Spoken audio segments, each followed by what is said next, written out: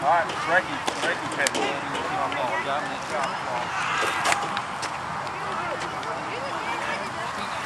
Boy. You're just a little behind with your arm, okay? That's why it's starting that way, coming around, okay? Get your arm there, and it's easier to get over the top, okay? How many have I thrown that start that way? Most of them start up, right? Okay? So get my arm up there to be able to throw it correctly. Yeah?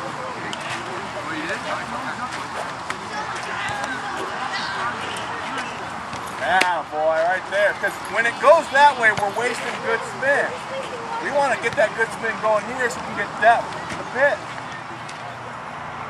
Okay, this is our second lesson. And what is it you guys covered today in your 1 hour, Brad?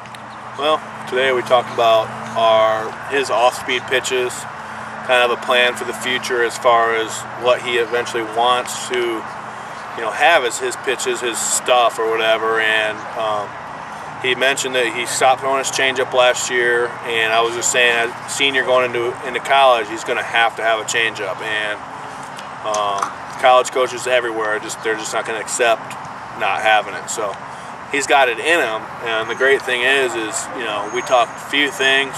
He played around with some few grips, and it's really, without even practicing it a lot, it's already a good pitch for him. I just gave him a couple little reminders of how his arm's got to be. Too many guys, when they throw their changeup, let the ball dictate where their arm's going to go. And a lot of times, because your whole hand's on the ball, it tends to people want to push it like this, and their elbow drops down. Instead, if we can take the ball and get our elbow back up and reach out, and then we emphasize on the reaching out, almost like it's reaching out like his arm's going to pop out of his socket. As soon as we did that, it took him 2 throws. He switched a grip, found a grip that he liked, and it took him 2 throws, and he was throwing downhill with movement, a good change of speed.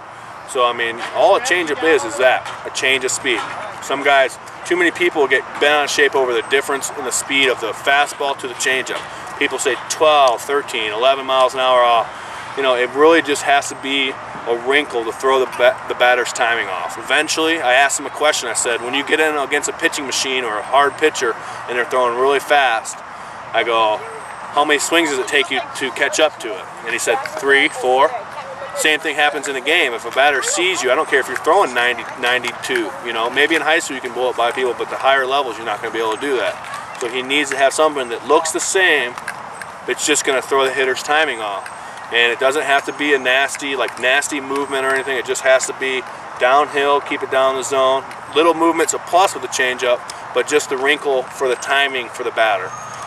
Secondly, we talked about his breaking pitches. Before, he threw traditional curveball, 12-6, and a slider.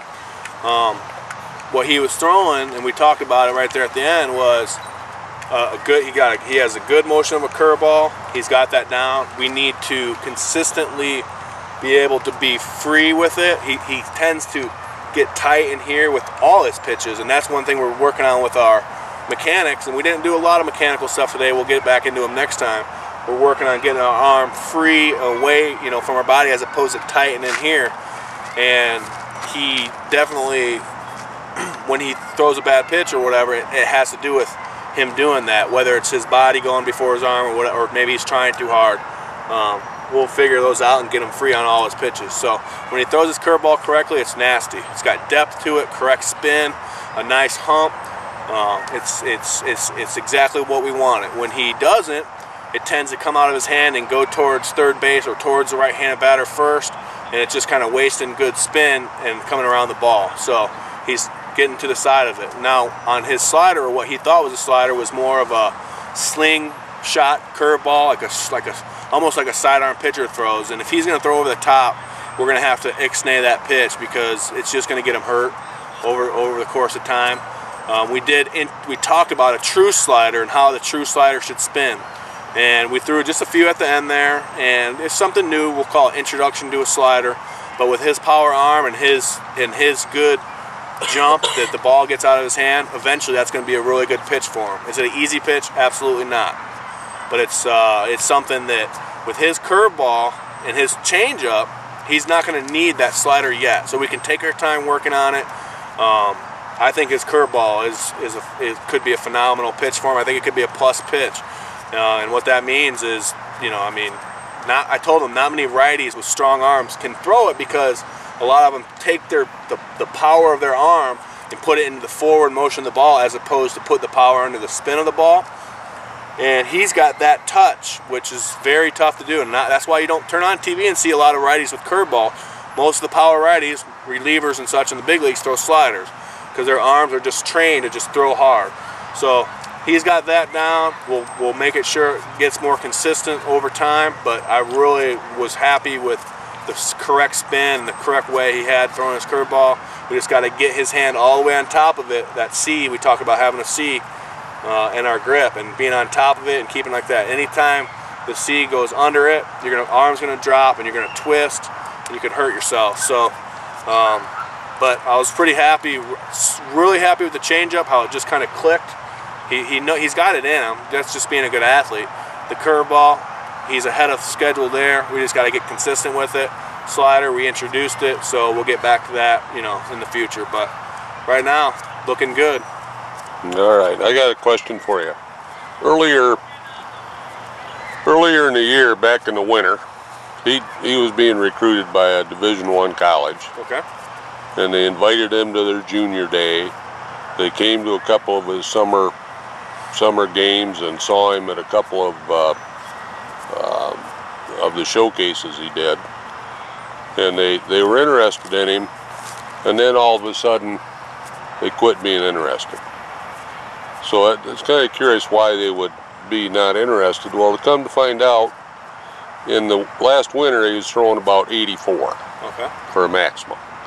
When he got into the summer and in his showcases, he was throwing 81 to 83 and low 80s during his summer games.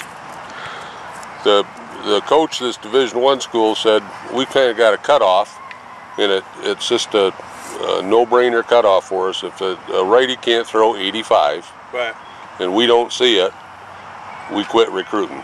Okay. So as good as the guy looks, with size and body or whatever it is, if he can't hit 85. Now, how does a guy, you know, what does he need to work on to go from 81 to 83 to 85 plus to where he's going to start getting interest? Is it mechanical? Is it conditioning? Is it mental? What is it? Yeah, well, we talked about it a little bit today, and I think that the whole thing, I think his arm was bothering him last year. He said it was, and it's a little bit of everything. And I think the mechanical thing is, if we're going to slow his body down, control his body, let his arm be free and move. And when it does, there's no doubt in my mind he can throw mid-80s and even higher. You know, he said he's going to work hard in the gym, he said, you know, on his legs, on his conditioning.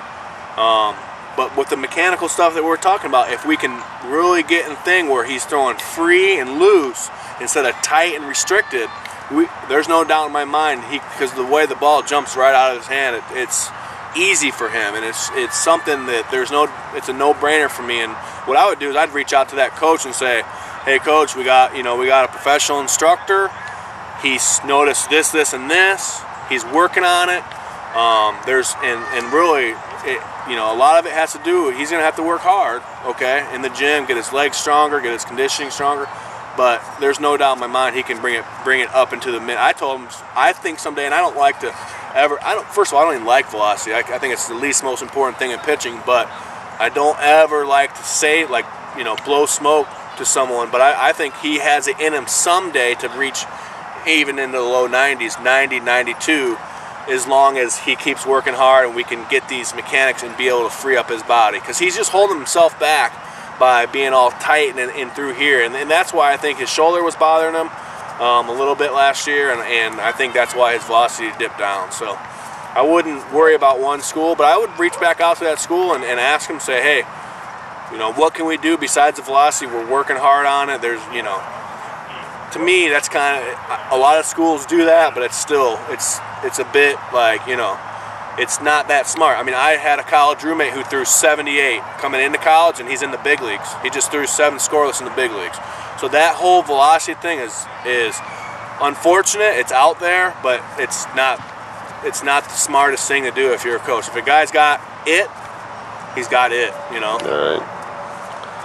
All right, we'll see you next time, Coach. Andy, you ready for next time? All right, thanks.